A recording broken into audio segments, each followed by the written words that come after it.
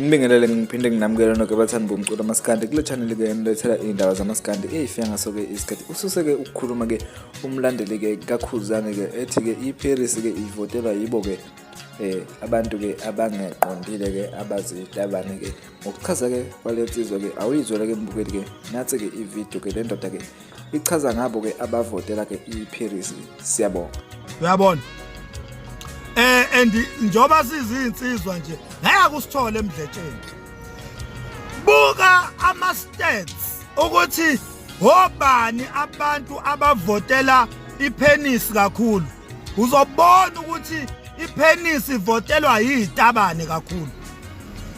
Yini indaba abantu abavotela ipenis nabantu abamanxusa epenis ko Facebook na ko TikTok ukuthi ayivotelwe? Imost yabo bafethu itabane zodwa. Angayiboni mina indoda nje ekuthiwa ivotela ipenis insizwa nje enjengami so. Angayiboni itabane bafethu inkonkoni zodwa nje lezi eyivotela ipenis.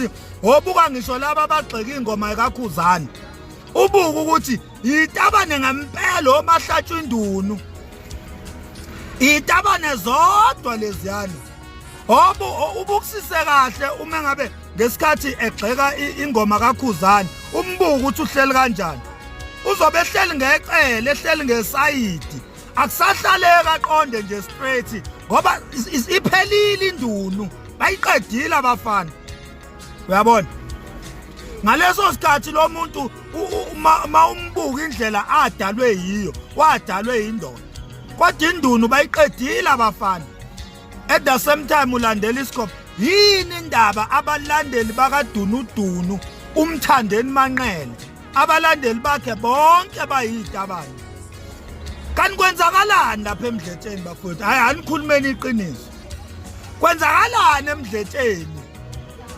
Abalandeli bomuntu asale selandelwa yitabane zodwa pho.